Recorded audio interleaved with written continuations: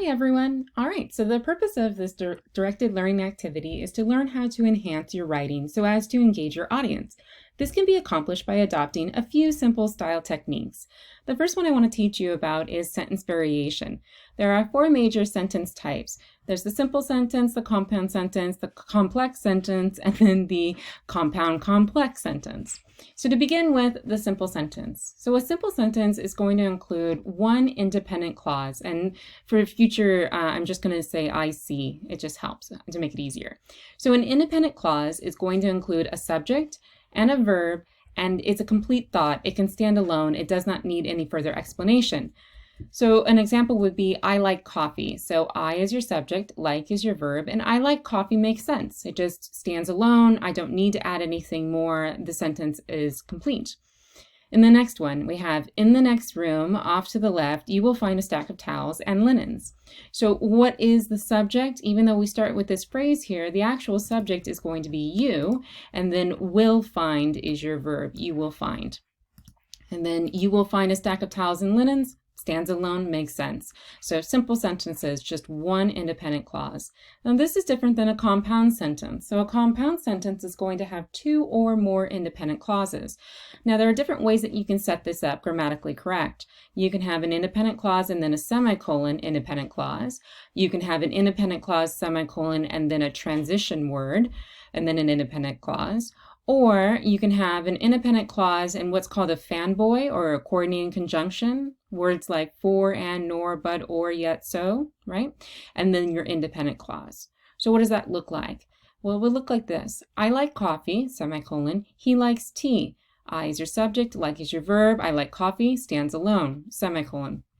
He likes tea. He is your subject, likes is your verb. And then you have he likes tea. It can stand alone. So 2 independent clauses and a semicolon.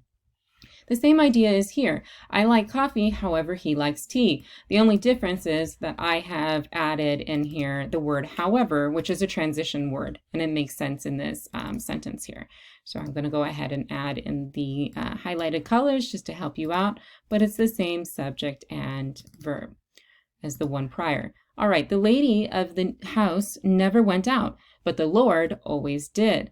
So the lady of the house never went out. That's a complete thought. You have lady as your subject, and then went is your verb, and it stands alone. And then you have a coordinating conjunction, a fanboy, the word but, and then you have the Lord always did. All right, that makes sense. That can stand alone.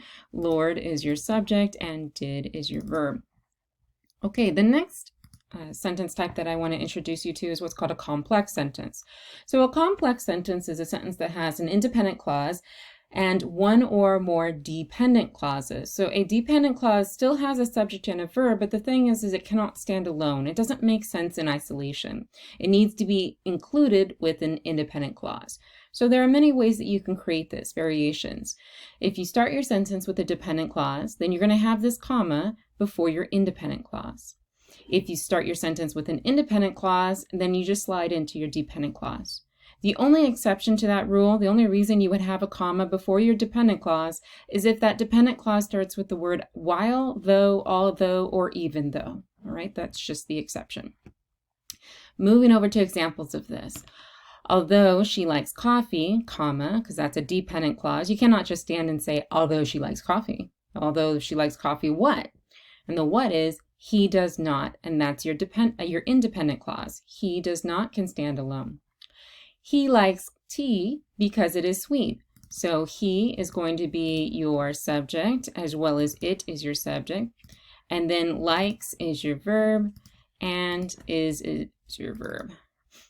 So he likes tea, that stands alone. That's going to go ahead and be your independent clause. And then because it is sweet. It is sweet is your, because it is sweet is your dependent clause. Because you cannot just have a sentence that says, because it is sweet, what? The next one, he likes tea, though it is sweet. That's the same idea as above here. So he likes tea, that's going to be your independent clause. It can stand alone. And then though it is sweet is going to be your dependent clause, because though it is sweet, what, right? Cannot stand alone. This is an example where, because you've started your dependent clause with the word though, you do need that comma there. So I just wanted to show you that with the comma. Okay, lastly, since the car was in the shop for repairs, the couple decided to walk even though it was raining. So this is an example of when you have multiple clauses. So since the car was in the shop for repairs, since it was what? That can't stand alone. So that's a dependent clause. The couple decided to walk. The couple decided to walk. Well, that makes sense. That's going to be a dependent clause, even though it is raining. The couple decided to walk is an independent clause. Even though it is raining is a dependent clause. Even though it is raining, what happened? So this sentence is an example, and I can't put it correctly exactly, but here it is. The first part is a dependent clause, and then the next part is an independent clause, and then the next part is a dependent clause. Okay, compound and complex sentence. So with a compound complex sentence, that's when you have two or more independent clauses and one or more dependent clauses. So you do need two or more independent. So here's your example. He likes tea, that's an independent clause. She likes coffee, independent clause. You'll notice that's combined with a semicolon.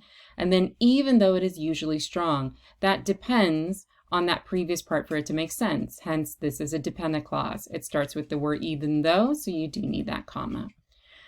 Here's another example. Sam, who is always late, somehow came in on time. So who is always late is going to be dependent, because who is who? Who are we talking about? Well, you're talking about Sam, and that's shoved in the middle of Sam somehow came in on time. So Sam somehow came in on time makes total sense. That's an independent clause. This shocked his boss. That makes sense. That's an independent clause. Although it also made him happy. Although it also made him happy, what? So that's dependent on the previous idea, making it a dependent clause. So this one's a little harder to show, but you pretty much have a dependent clause and you have an independent clause. That's kind of in the middle there. And then you have a independent clause and then a dependent clause. Starting to look like a mathematical formula, I understand that. But just make sure that you're thinking about these subject and verb. Does it make sense? Does it not? Can it stand alone? And you'll be fine.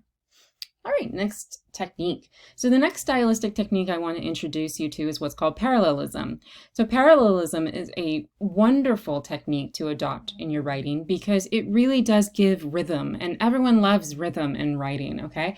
It's just far more persuasive when you're creating some sort of rhythmic entity. It's moving. So how do you do that? Well, what you want to do is you want to group ideas. And as long as you're grouping ideas with similar structures, similar sentence structures, you're creating parallelism. Here's an example, because I know that might not make much sense. So here is a list of ideas that are presented using parallelism. So these are good examples of parallelism. The band became popular because it had a good sound, talented musicians, and beautiful singers. So that's the grouping. Good sound, talented musicians, beautiful singers. Adjective, noun, adjective, noun, adjective, noun. It's a repeated sentence structure. This is an example of it in threes. It doesn't always come in threes. Sometimes you might have two, sometimes you might have 4 groups or 5 groups. It really just depends on your idea. But the most common form of parallelism usually does come in a group of 3 things. Okay, here's another example. Abraham Lincoln competed as a wrestler, worked as a lawyer, and invented a few unusual things. Do you see how that creates that rhythm and this natural kind of grouping of ideas? For this one, it's verb,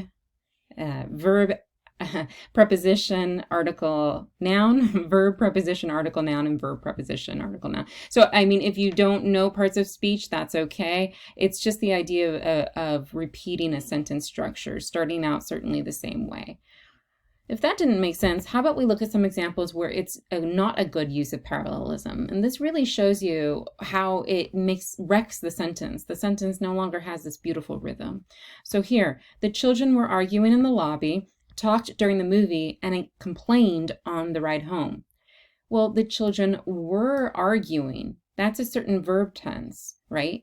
That's different than talked. Talked, it already happened, and complained, it already happened. So this doesn't make sense. Rather, it should be the children argued, right? Instead of were arguing, if we change this out to argued, They argued in the lobby, they talked during the movie, and complained on the ride home. That makes sense.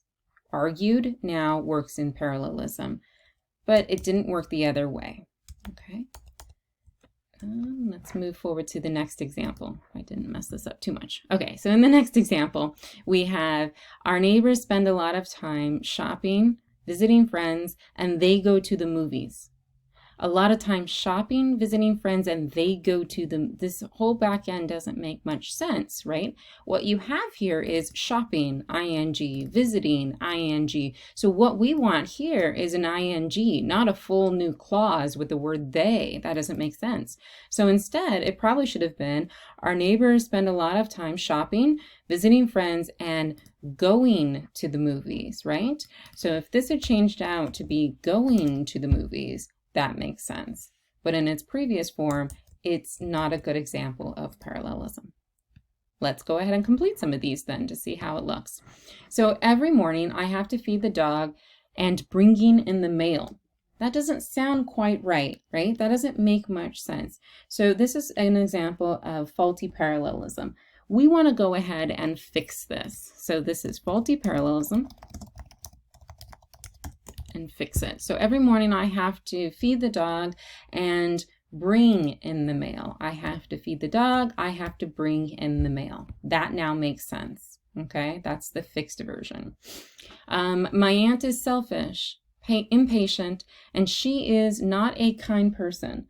Selfish, impatient, and she is not, so this doesn't make much sense. She is not a kind person, doesn't work with the rest of the sentence. So this is again an example of faulty parallelism. Let's change it. Let's change it and now say, my aunt is selfish, impatient, and we just want one word, one adjective, and that is easy. Instead of saying all of this, all you have to do is say unkind. My aunt is selfish, impatient, and unkind. So you get rid of a lot of wordiness as well, right? Okay, let's move over then to the next one.